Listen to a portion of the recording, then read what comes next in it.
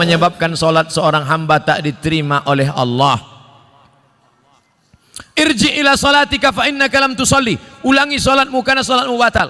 Diulanginya lagi. Irji ila salatika fa innaka lam tusalli. Ulangi lagi salatmu karena salatmu batal. Diulanginya lagi. Irji ila salatika. 3 kali ulang.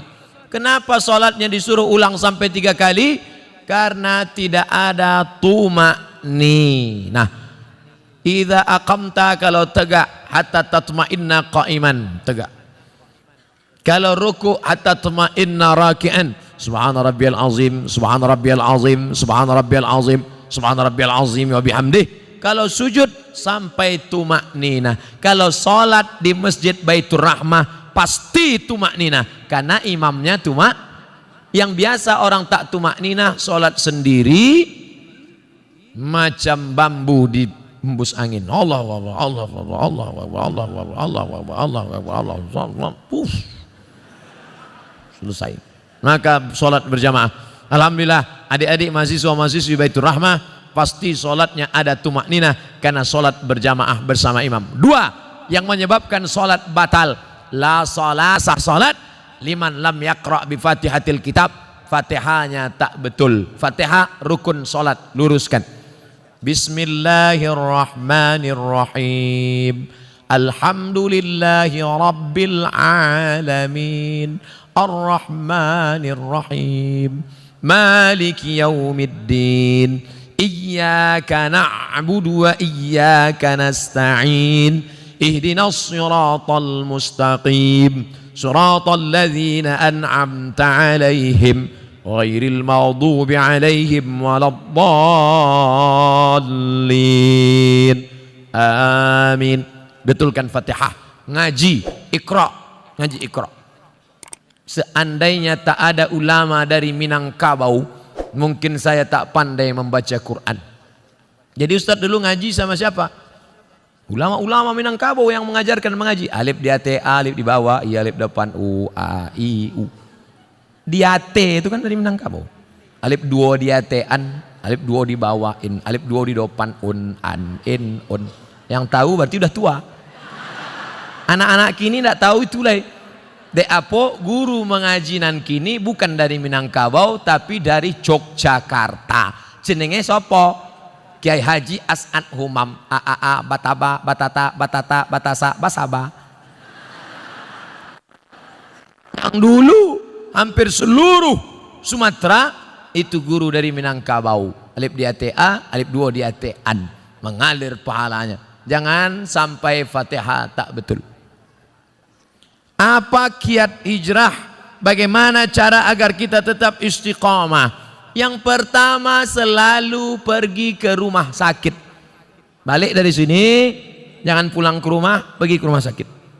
Nanti kalau security nanya, mau kemana mbak? Mau nengok orang sakit di rumah sakit.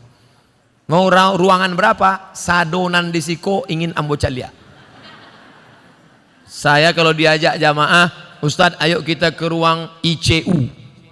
Datang, tulis dia teh ICU, artinya ICU. Ambo mencaliak waang tak bisa mencaliak ambo. Nampak di sana orang cuci darah, keluar darah dari dalam badan, masuk ke selang, masuk ke mesin, dicuci 5 jam, masuk lagi. Sakitnya berapa? Duitnya berapa?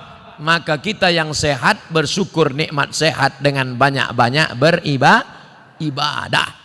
Tak juga bersyukur nengok orang sakit, pergi ke kubur menengok orang mati. Mim dia tema taya bawati, mati. Tengok bagaimana, apa yang akan dibawa? Tinggal akan dibawa solat.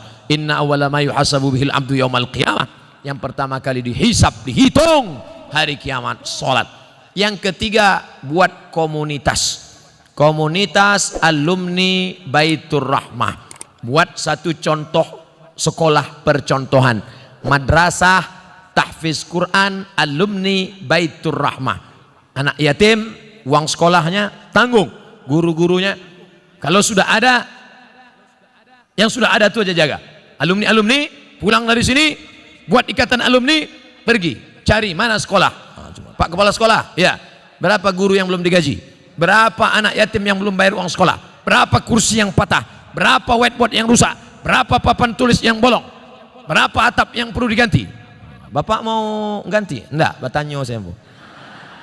Bantulah, itu yang akan membuat kita istiqomah insyaallah. Saya sebelum datang ke Kota Padang, kami tidak dari Payakumbuh, padahal kalau dekat dari Pekanbaru dekat Payakumbuh, tapi kami mutar ke Indragiri Hulu, masuk ke Kuantan Singingi. Kenapa? Karena menyalurkan dana untuk mendirikan madrasah ibtidaiyah di suku terasing di dalam hutan. Itulah yang akan menolong di hadapan Allah Subhanahu wa taala. Nah, jadi adik-adik, kawan-kawan, sahabat-sahabat, buat komunitas. Saya banyak ceramah ke tempat-tempat, bertemu dengan komunitas. Ustaz Somad, kami dari komunitas, apa namanya? Komunitas Jombloan Sejati. Ustaz, kami dari komunitas, apa namanya? Komunitas Pensiunan Perusahaan Minyak. Ini apa? Komunitas Mantan Tatu-Tatu. Isinya orang nan batatu sadis. Waduh, tatunya ular kobra. Setelah tua, ketek. Jadi cacing pita. Mantap. Ustadz, kami komunitas. Nama komunitasnya Komunitas Pejuang Subuh. Tertulis di bawah, Pejuang Subuh. Zuhur ndak tiba. Komunitas Pejuang Subuh. Zuhur kemana? Ndak tahu zuhur. Masjid lain Pak Ustadz. Oh. Bagaimana caranya supaya kita tidak tergolong ke istidraj? Oh, kok istidraj itu ngeri. Istidraj iko bahasa singkatnya tasase di jalan nan lurui. Banyak orang sesat di jalan berbelok. Tapi ini ndak, sesat di jalan yang lurus. Nampaknya dia lurus, tapi sebenarnya sedang sesat. Na'udzubillah. Banyak hartanya, mewah hidupnya, tapi ternyata sedang dimainkan Allah Ta'ala dengan istidraj. Kita banyak salah sangka. Ustadz, saya dulu sebelum pengajian hidup saya enak Pak Ustadz, tapi setelah dengar pengajian Ustadz, begitu pulang helm basah, begitu pulang motor hilang, begitu pulang anak sakit. Sesungguhnya Allah sudah sayang kepada engkau, dihapusnya dosa-dosa. Amin. Yang paling mengerikan adalah sholat tak pernah, puasa tak pernah, sedekah tak pernah, tapi hidupnya lancar-lancar saja. Itu namanya istidraj. Tetangga saya Pak Ustadz tak pakai jilbab, sholat tak pernah, puasa tak pernah, hidupnya lancar, rumahnya besar, mobilnya besar, bininya besar. Itu namanya istidraj. Sanastajrijuhum min haitsu la ya'lamun. Kami mainkan mereka dengan istidraj. Kami mainkan mereka karena mereka mempermainkan Allah. Mereka sangka Allah lalai, mereka sangka Allah lupa. Tidak, Allah sedang memainkan engkau dengan istidraj.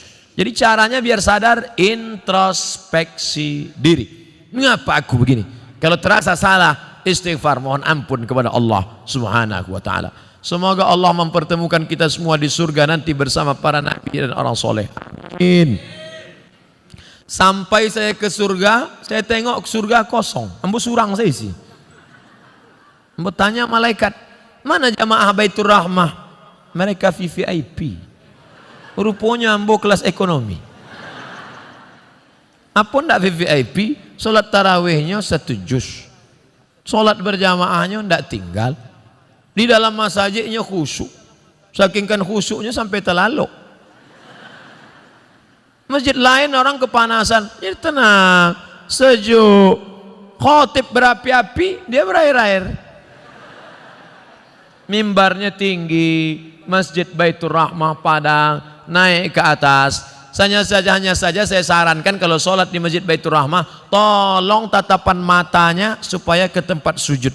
Jangan mentengok ke atas, karena di sini kaligrafi banyak.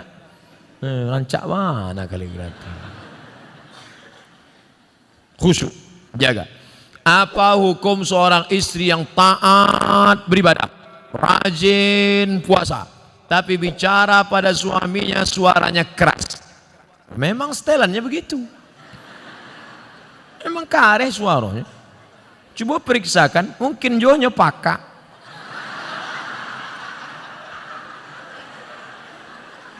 Mungkin ini orang gunung suara keras. Beda sama orang Sunda.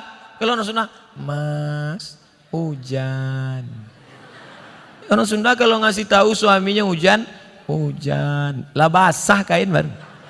Tapi sampai lain dah, hujan.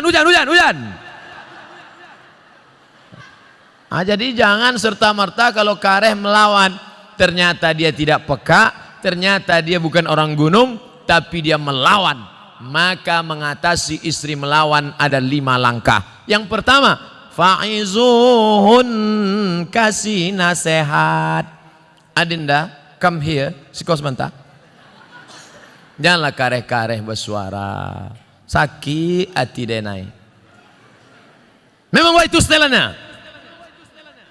Fa'izuhun, kasih nasihat tak sempat, tak mempan kasih nasihat. Wahjuruhunna fil madaji. Kalau ndak berubah, apa boleh buat? Wahjuruhunna fil madaji, pisah tempat tidur. Karena kamu tak juga berubah, kita pisah tempat tidur sebulan. Memang itulah dan ditunggu-tunggu.